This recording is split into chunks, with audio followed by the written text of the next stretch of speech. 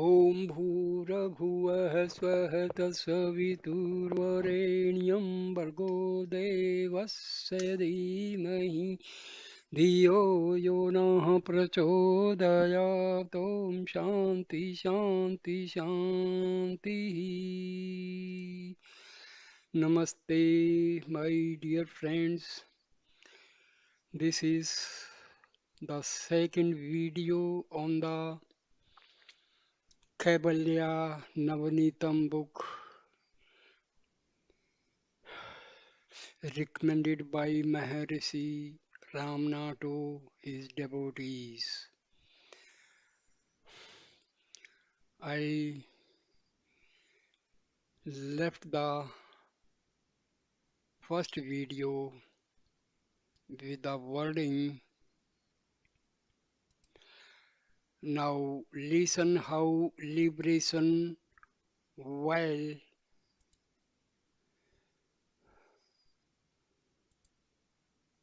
alive.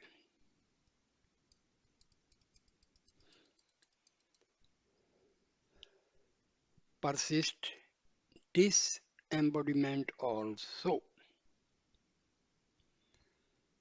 Verse 103. Manifold karma in store, gathered in many births, is altogether burnt away in the fire of jnana, like cotton in a huge conflagration. Further accumulating karma can never approach the jnani. The karma which has brought about the present incarnation is exhausted by experiencing its fruits. Verse number 104. How will the merits and demerits of actions during his experience of prarabdha cease to affect him later on? His detractors share the demerits and his devotees the merits. Verse 105. The causal body of ignorance is reduced to ashes in the fire of rare jnana. The visible gross body becomes a corpse in due course. Then, like a drop of water on red hot iron, the subtle body is dissolved in the self which underlies these three bodies and remains entire all along. Verse 106. As soon as the entity of a pot is broken up, the ether in the pot becomes indistinguishable from the all-pervading ether. So also, when the limitation of the body is gone, the Jivan Mukta reverts to the natural eternal disembodied state of liberation, free from beginning, middle, or end, and in or out. Verse number 107. Just as the ether through all pervading seems to the newly opened in a well which is newly dug, so Brahma, though ever present, yet appears as if realized afresh by enquiry into the self, as taught by a master or the scriptures. Therefore, O son, be at peace. We are always the same limitless beings. Verse number 108. The whole universe is as unreal as water in a mirage, silver in mother of pearl, the city of Gandharvas in the air, the dreamland of dream, the blue of the sky, the serpent in a robe, the offspring of a barren woman, the horn of a hare, or the thief in a thick post. Ocean, pure consciousness is alone real. Do not therefore forget the self at any moment. Thus ends the first section of Kaivalya Navanitam. Section 2. Doubts cleared away. Verse number 1. Master, just as man dig a hole gently, plant a long post in it, fill in earth and ram into fix it firmly, so too I take to clearing away doubts that your mind, which has realized the self as being the supreme consciousness, may remain unshaken. Verse number 2. The disciple, pure minded and self realized, clung to his master from the time of wrong identification of the self with the body to the moment of unmolded, unembodied liberation, like a young monkey clings to its mother. Verse number 3. Finding that the loving disciple keeps to him like his shadow, the master asks him, are you able to stay unshaken as a mere witness? Have all your doubts disappeared, or does the sense of differentiation creep in at times? Tell me your condition. Verse 4. On this the disciple said, Master, dare the phantoms of differentiation which can roam about only in the darkness of ignorance, in the wilderness of worldly life, appear to the inner vision in the broad daylight of wisdom after the sun of your teaching has risen over the summit of your grace. Verse 5. Even after the devil is exorcised, just as the person who was possessed in further protected by a talisman against any return of the trouble, so also through my ignorance has already been dispelled by your touching. Yet, Master, I seek more from you, that I may be firmly fixed in the self. Verse number 6.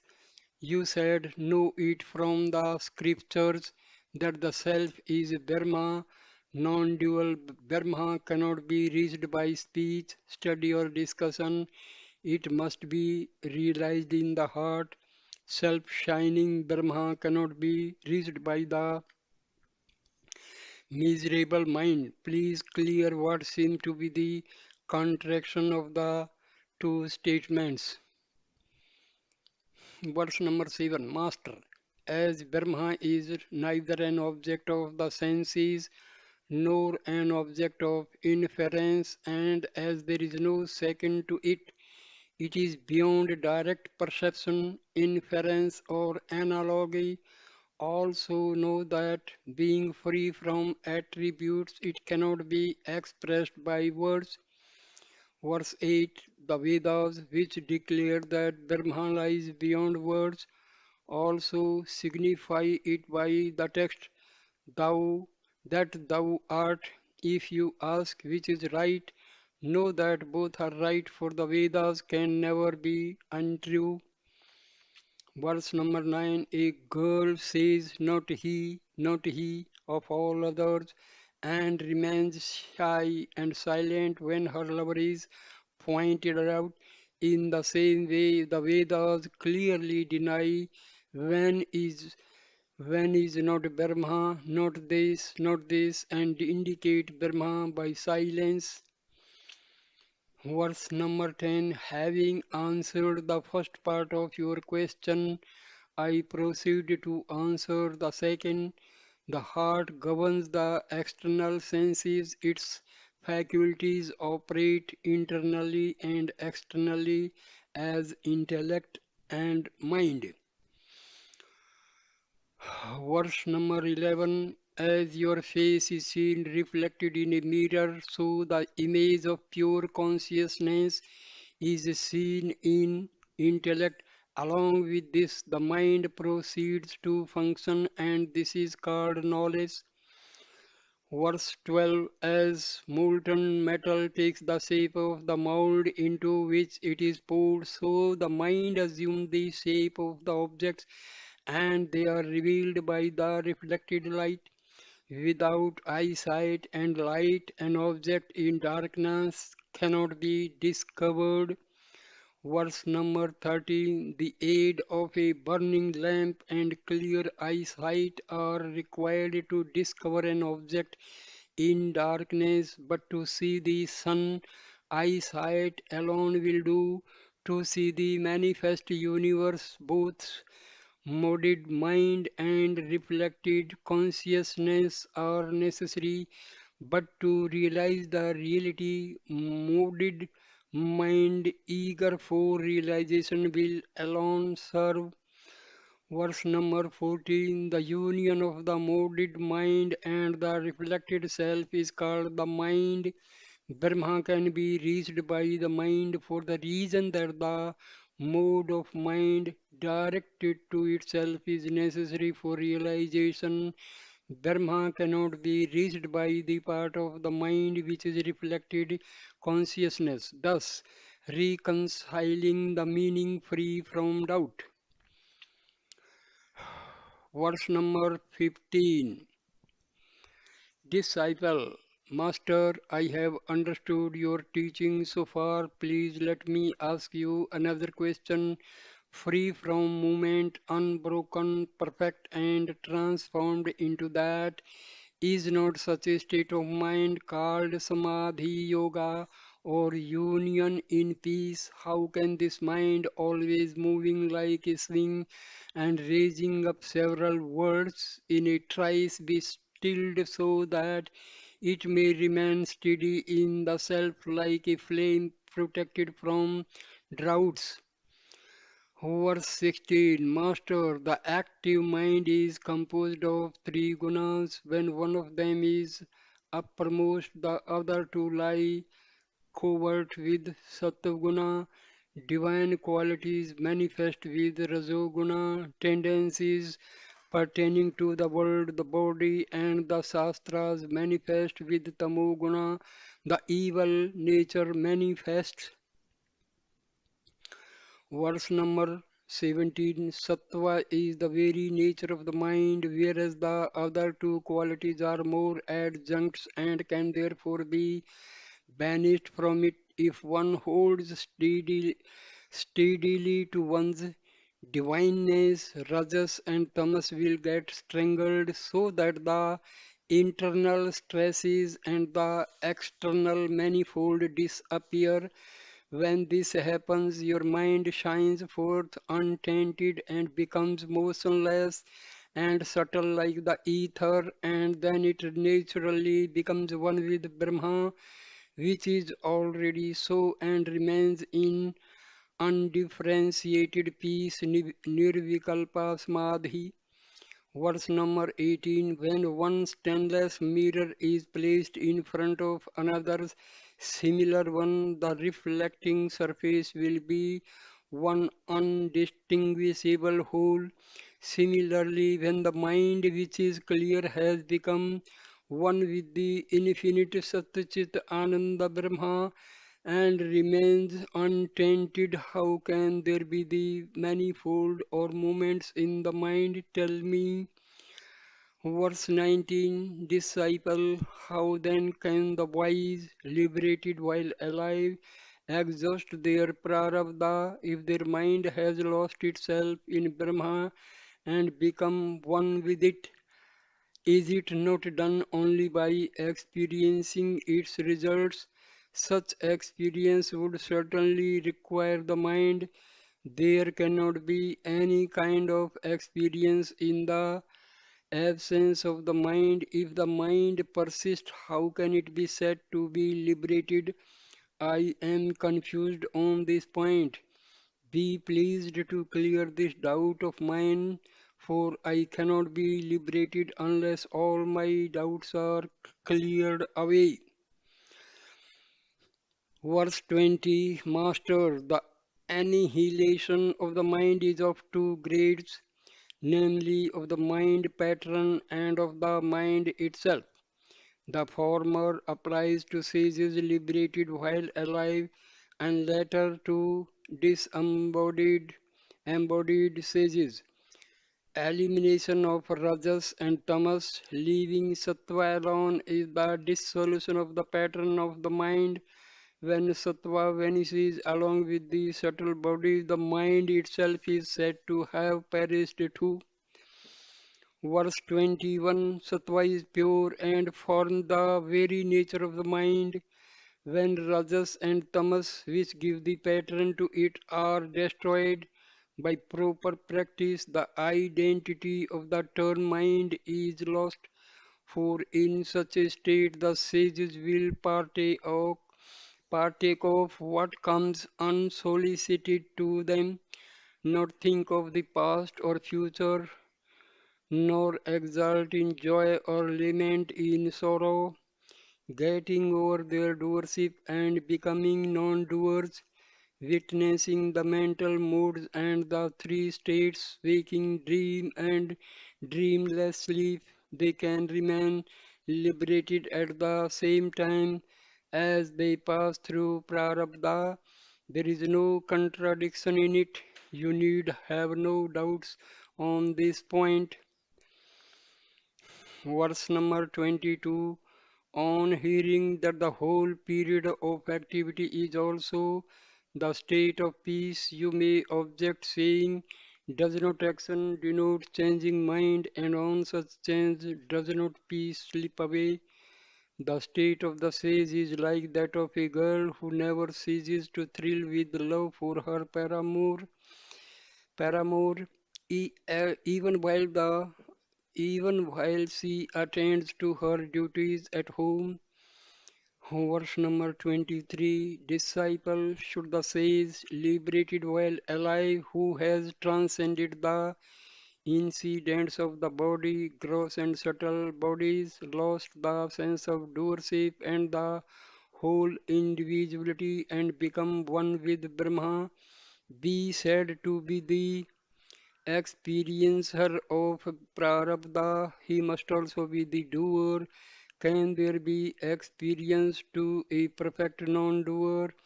Master, hear their greatness as perfect doers, perfect enjoyers, and perfect renouncers. Verse 24, as a hill of lodestone neither moves of itself nor puts things in motion, and yet pieces of iron orient themselves towards it. I neither act by itself nor actuate others, and yet the whole world is active before me. Like the sun, I remain an unconcerned witness of all the functions of the body, senses, etc., and also of the state of peace resulting from the merging of the mind in Brahma. One possessed of these, one possessed of this firm experience is the perfect doer. Verse number 25, the perfect enjoyer is he who partakes of anything that comes his way without discriminating whether it be tasty or not, clean or unclean, healthy or unhealthy, like a blazing fire consuming all that lies in its way. He whose mind is crystal clear, unaffected by passing phases, great or small, good or bad, his own or others, is the perfect renouncer. A liberated sage is strictly an exemplar of these three virtues united. Verse 26, disciple, how can it be reckoned that the task of the sage is finished? If by prarabdha he lives on in a body acting and teaching to suit others desirous of liberation. Verse number 27, Master, occupations of people are of three kinds, those pertaining to the present life and those pertaining to hereafter are only for the ignorant, possessed by desire for enjoyment, sense of ownership, and attachment to the body. Only those who long for deliverance turn to the learning of the truth, etc. Is there anything to be gained by learning, or other similar actions for a person who is all perfect. Verse 28 Disciple. It is right that they alone can practice true wisdom who have deliberately discarded the joys of life here and hereafter. Can those who have turned away from worldly activities and rituals to treat the path of liberation ever turn back to the old methods? Are not hearing, reasoning, and meditation necessary to make the mind firm? Verse 29 Master, they who do not know must learn the truth as taught by the scriptures and masters. Those who have doubts must engage in reasoning. Those who are in the grip of wrong knowledge must practice meditation. Can there be anything wanting for those who have become the real ethereal being consciousness perfection? Verse 30 Disciple, can the wise also say like the ignorant, I did, I saw, I ate, and I went? You say that they are free from wrong knowledge. Can realization of Brahma, which is real, admit of such expression? Please enlighten me on this point. Master, a person who wakes up from a dream speaks of his experiences in the dream. In the same way, the self realized says, though using the language of ignorant is not bound as the ego. A man who commits himself to the flames on the eve of his becoming an immortal God is spoken of only as a man until his body is reduced to ashes. So also the ego-free sage appears to function like others until he is disembodied. Verse 32 Disciple, if so, though the objects are unreal, would not the transactions associated with them cause misery? Can they bestow the bliss of knowledge? It can be felt only in their absence. Is it not necessary to be one pointed? And if the person practices it, can he be said to have finished his task? Master, act, verse number 33, Master, activities and when prarabdha ends, is not practice of samadhi or worldly work an activity of the mind being one with the transcendent self? Can he do anything different from it? Should he be practicing samadhi? He cannot be said to be established in the self. Verse 34 Disciple, how is it then that some of those who are established in the self and have nothing more to do practice mind restraining meditations? Master, I have already told you that the sages liberated while alive appear to he active in many ways according to their prarabdha.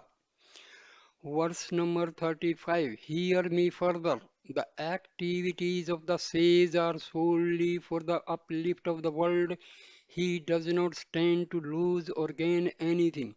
The Almighty, who is only the store of grace for the world, is not affected by the merit or demerit of the creation, etc.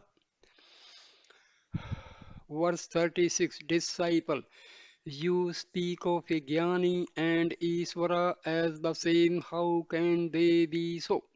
Master, yes, Iswara and the Jnani are the same because they are free from I and mine. The Jnani is himself Iswara, the totality of the Jivas and also the cosmos. Verse 37 Disciple, Lord, if as you say he is all Jivas, when he is liberated, how can others remain bound? If the Jivas are said to be diverse, he cannot be all. Verse 38 and 39. Master, the self which shine forth as I in all is perfect and impartite, but jivas are as diverse as the limitations found by the ego. Look how the moon, who delights the world, is only one, whereas her reflected images are as many as there are ponds, pools, tanks, streams, cisterns, and pitchers of water. When one of them is destroyed, the image is no longer reflected but is reabsorbed in its source, namely the moon. It cannot be so with the other reflected images in the same manner. The jiva whose limitations are destroyed is withdrawn into its source, the self, but the other jivas are not. Verse 40. Disciple, how can a jnani be the same as Ishvara, who is Brahma, Vishnu, and Shiva, the lords of creation, preservation, and destruction of the universe? They can divine the thoughts of others, know the past, present, and future, and are immanent in all. I do not find even a trace of these qualities in the Jnani. Verse 41. Master, the water in a tank and a powerful light help the whole village, whereas a pot of water and a table lamp help only the family circle in a home. Isvara and the Jnani do not differ in their jnana, however, associated with the limitations of the Maya, they are spoken of as superior and inferior. Verse 42. Like the kings and the siddhas among men, the gods such as Narayana have some extraordinary powers like anima, etc., because of their extraordinary antecedent austerities, although men do not possess these powers and therefore appear less, yet from the standpoint of Brahma there is not the least difference between them. Verse 43. Disciple, although there have been many sages in the world who possessed these extraordinary powers like anima, minuteness, etc., you say these powers are Ishwar's own. Please clarify this. Master, know that the powers are the fruits of their devotion to the glorious Almighty, being their austerities and practices of yoga. Verse 44. Disciple, Master, if these powers and deliverance are together the fruits of tapas, then all the sages should possess both as the ancient sages did. We have known that the ancient sages had these siddhis and were also liberated at the same time. Why do not all jnanis possess such powers as well? Verse 45. Master, of the two types of tapas, ascetic practice, namely tapas for the fulfillment of one's desires and dispassionate tapas, the former bestows the powers, desires, and the later wisdom. Each can yield its allotted fruits only. That is the law.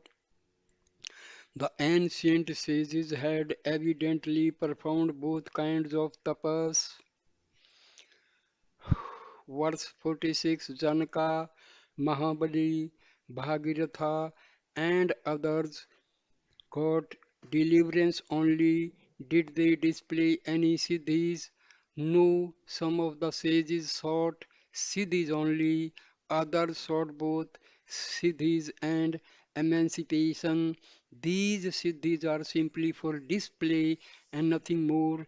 They do not make for liberation. Verse 47. Disciple, if emancipation is the sole outcome of the realization of identity of The individual self with the universal self. How then did some of the sages who were liberated here and now exert themselves for the attainment of siddhis? Master, Prarabdha spends itself only after bestowing its fruits to be experienced as pain or pleasure. Therefore, the siddhis gained by emancipated sages must be considered to be the results of prarabdha only. Verse 48 and 49. Disciple, Master, I am now free from the delusions of the mind and remain pure and clear. However, there is certainly no harm in cleansing a mirror a little more, even though it is already clean. Can the scriptures say anything that is not absolutely true? Master, how can I reconcile the two statements? Number one, the karma of any person wears away only after bestowing its fruits. And second, the fire of pure wisdom burns away the karma which is waiting to bear fruits later on. Verse 50, Master, my son, the jivas are unlimited in number, capacity, and kind, and their actions also are similarly unlimited in three sections. The beneficent Vedas prescribe according to the aptitude of seekers with preliminary views succeeded by final conclusions like flowers by fruits.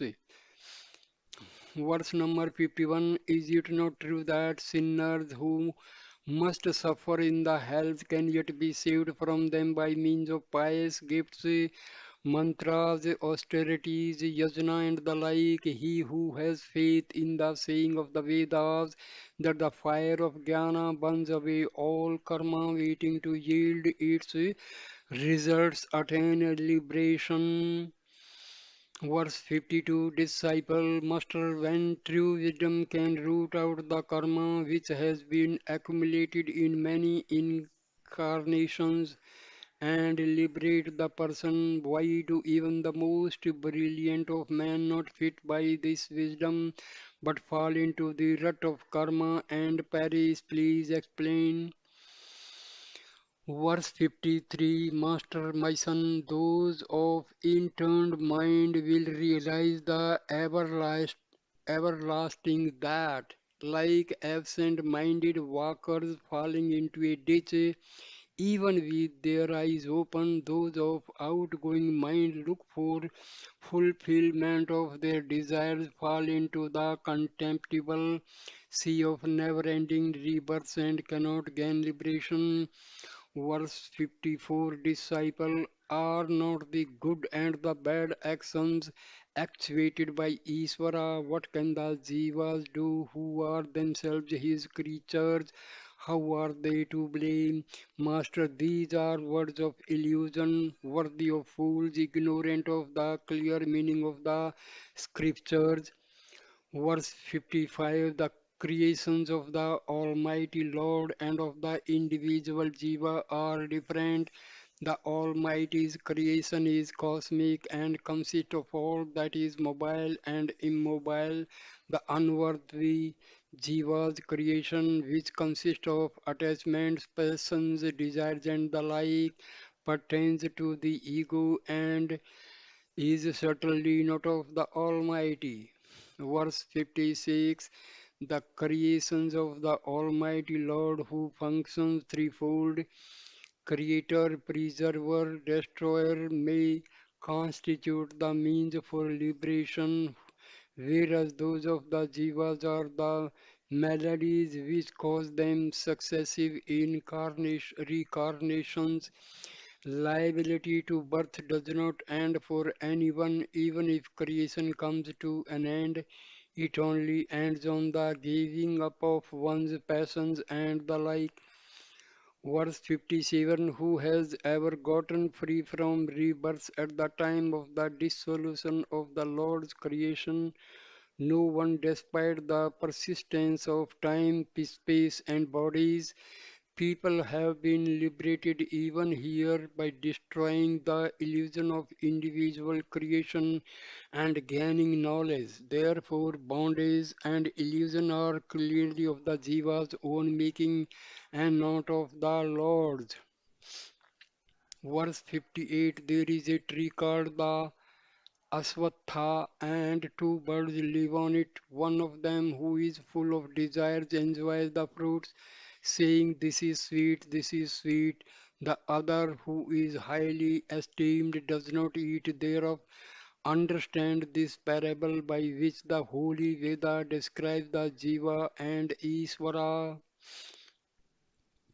Verse number 59, those fools had for disaster and who in their ignorance attribute to God the six evils: lust, anger, greed, delusion, conceit, and jealousy, which are of their own making, but the wise will gain untainted deliverance who recognize the same evils to be of their own making and not God's.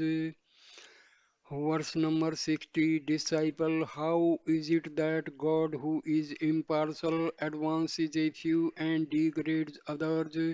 Master, he is like the father who encourages his sons who are in the right way and frowns on the other sons who are in the wrong way. Know it to be mercy to punish the erring and direct them to be righteous. Verse 61, the celestial tree, fire and water protect those who seek them by fulfilling their desires, keeping them warm and quenching their thirst. So also Ishvara is kind to his devotees and not so to others. Now think well and judge whose fault it is. Verse 62, now here is the vital point. Rebirth will be at an end for him who adopts with perseverance the way to deliverance shown by God in the scriptures, follows the sages, give up his evil propensities, discriminates the real from the unreal, rejects the illusion born of ignorance, and gains wisdom by realizing the self. Then and then only will rebirth be at an end for him. This is the truth. Verse 63, this wisdom can be gained by a long course of practice of unceasing inquiry into the self. Disciple, what is this inquiry? Master, inquiry consists in pondering over the questions: who is this I in the body, including mind, senses, etc.? What is sentience? What is insentience? What is their combination called bondage? What is release? Verse 64, disciple, the cumulative effect of all the meritorious actions of past births would confirm jnana on us. What is the need for an inquiry into the self?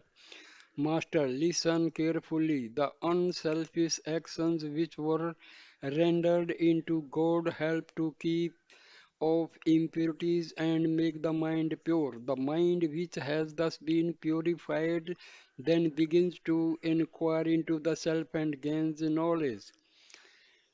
Verse 65, disciple, Master, is it not possible for rituals and other powerful actions which confirm devotion, dispassion, happiness in the other world, supernatural powers, steadfastness in austerities, success in yoga, meditation, and divine form to give right knowledge which removes illusion? What need is there for inquiry also?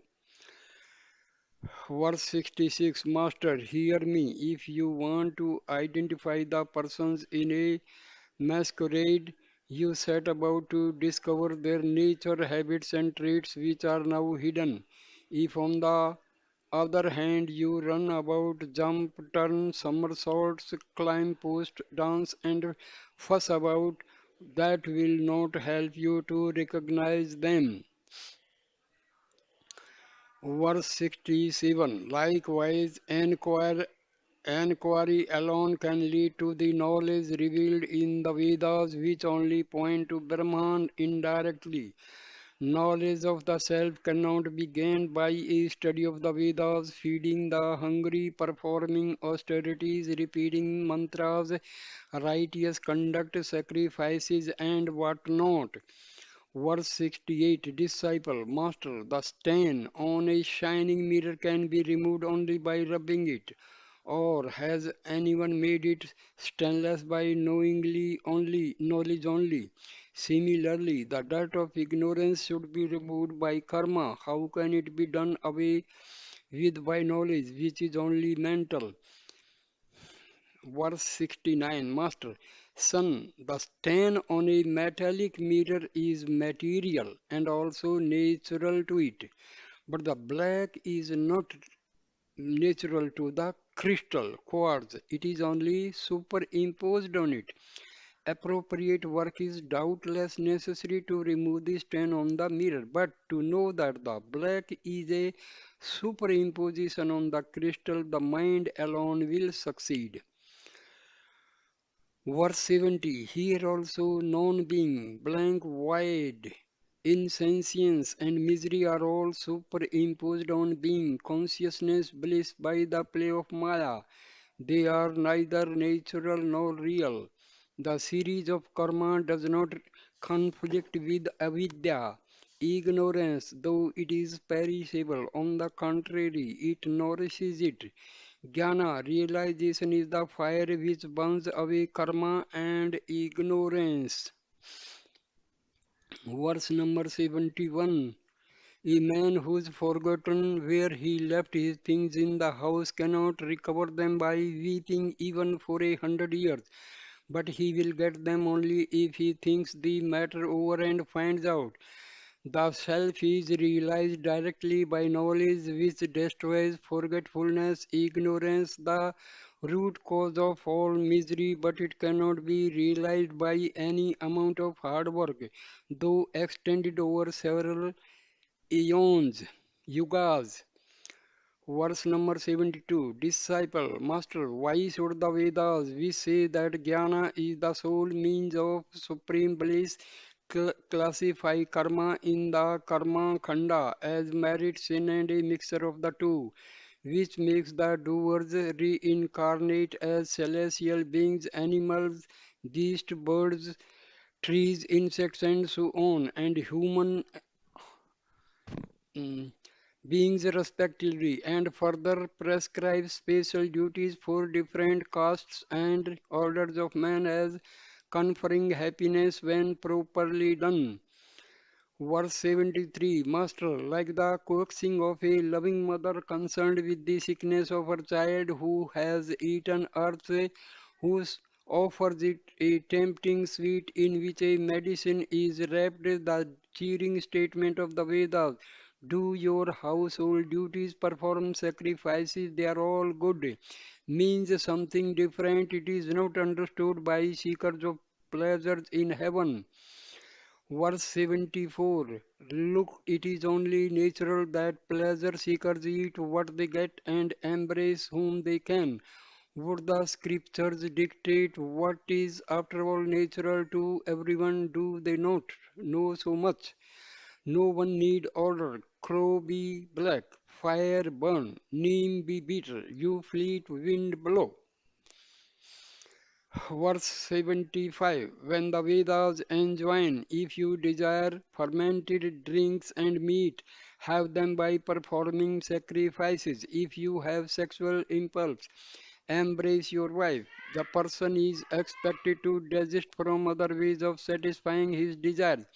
The Vedas aim at total renunciation only. Disciple, in that case, why should there be these commandments at all? Master, they are only preliminary and not final. Verse 76. Note that the Vedas which advise thus drink the Fermented juice, eat the meat. Later on, say, smell it. Note also the commandment. Desire sexual union for the sake of a child. Not gain the commandments. Give up this also. The sacrifice, marriage, wealth, and other possessions. Note further that complete renunciation is not a slur on a sannyasi or a strict brahmachari. Understand the scheme for a whole. Give up any desire for action and thus you will gain beatitude. Verse 77 Disciple, Master, granting that action simply aid the ignorance which gives rise to the world. If knowledge be inimical to ignorance which brings about this diversity, how can such ignorance coexist with stainless knowledge like the spot in the moon and affect these creations? Verse 78 Master consciousness, which is itself self luminous, has two aspects pure consciousness and second modal consciousness. The former manifests the latter, and they are not therefore exclusive of each other. You have known that pure consciousness is not inimical to ignorance in deep sleep. Modal consciousness burns away ignorance which rests on pure consciousness. Verse 79 Disciple, how can Maya, which expands and contracts like a bellows, remain unaffected by pure consciousness but be burnt away by modal consciousness?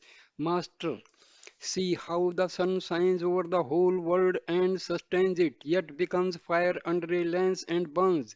So also in Samadhi, modal consciousness can burn away ignorance. Verse 80 Disciple, do not actions include all modals of mind, speech, and body? Is not modal consciousness a function of the inner faculty? Then should we not say that actions, a special mood of mind, destroys ignorance? Why is it marked off with the imposing title of knowledge? Please explain. Verse 81 Master, modal consciousness is truly a mode of mind, but we have seen that the sons of the same mother fight among themselves. Actions pertain to the doer, whereas knowledge born of inquiry does not pertain to the individual but pertain to the thing in itself. Verse 82 The injunctions may be done, may not be done, or may be done differently, but knowledge which is paramount cannot be so. Meditation such as I am Brahma is certainly different from knowledge obtained by inquiry. To formulate one thing as another is forced yoga. Direct knowledge gained by experience cannot alone be true. Do not be deceived by fanciful ideas. Verse 83 Knowledge is the result of direct experience, whereas meditations is mere mental imagery of something heard. That which is heard from others will be wiped off the memory, but not that which is experienced. Therefore, that which is experienced is alone real, but not those things that are meditated upon. Know that knowledge, but not karma, is the destroyer of ignorance at sight. 80, verse 84 Do not doubt that unreal meditation can grant real final deliverance. Hear me, during meditation, the image meditated upon by hearsay is not real, but when it materializes and is seen face to face, it becomes real. Verse 85 If you ask how unreal meditation leads to real and everlasting deliverance, each one is reborn in accordance to with the last thought of his previous life. Persons are reborn in the form they meditated upon, but should one meditate upon the self in order to do away with any kind of rebirth, then one becomes the self. This is sure and certain.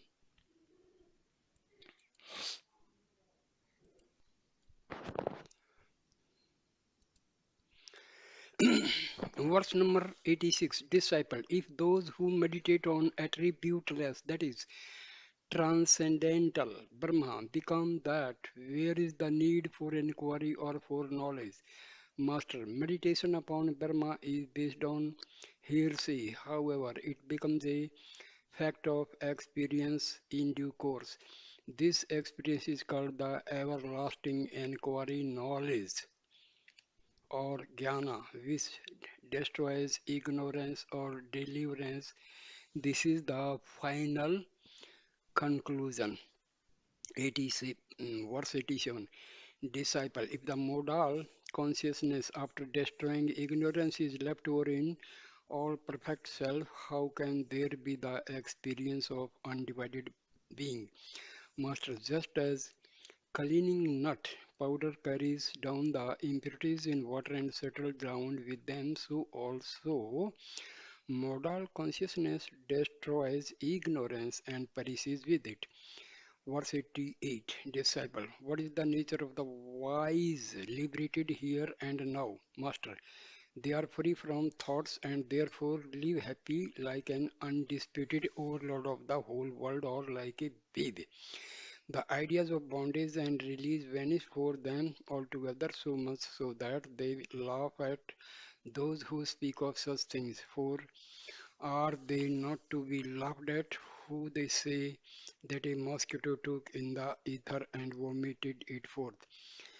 Verse 89, the son of a barren woman and the man seen in the post were flowers gathered in the sky, wrangled over the price of the silver in mother of pearl, in the city of the Gandharvas, armed themselves with the horns of hares, fought and stabbed each other, died together, and turned into ghosts.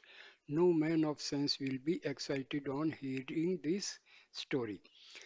Verse 90. Since Maya itself is unreal, all its creation must likewise be unreal. Can the progeny be of a different species than the mother?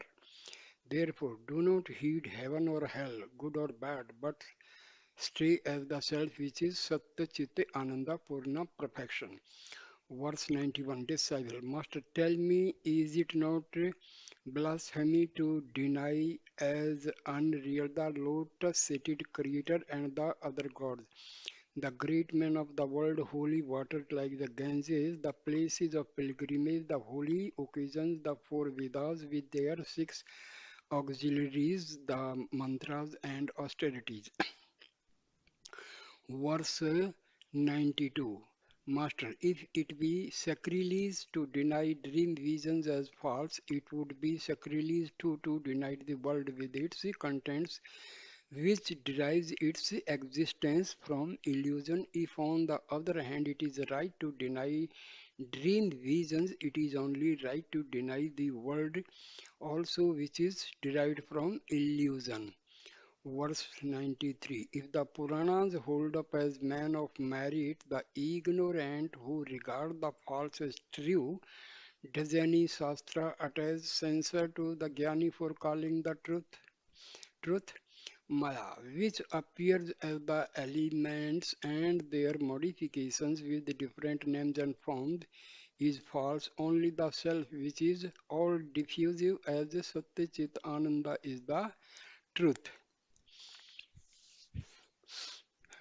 Verse number 94. Disciple A. Of what nature is Maya? B. Who are in its grip? C. How did it come into being? D. Why did it arise? E. Duality is inevitable if Maya is separate from Brahma. F. If not separate, Brahma itself is false like Maya. Verse 95. Master. Because its nature is not determinable, Maya is said to be inexpressible. B. They are in its grip who think this is mine, I am the body, the world is real. C. No one can ascertain how this mysterious illusion came into being. D. As to why, it is because of the poison's want of vichara, discerning inquiry. Verse 96. E and F. A magician's unseen powers remain unknown until hordes of illusory beings make their appearance in the show. Similarly, the countless powers of Brahma remain unbroken, but they are inferred only after the manifestation of the elements. Verse 97. The magician who stands on terra firma and the woods conjured by him are visible to the onlookers. But his wonderful genius for magic remains mysterious. So also the handiwork of illusion, the world and the wilder of illusion.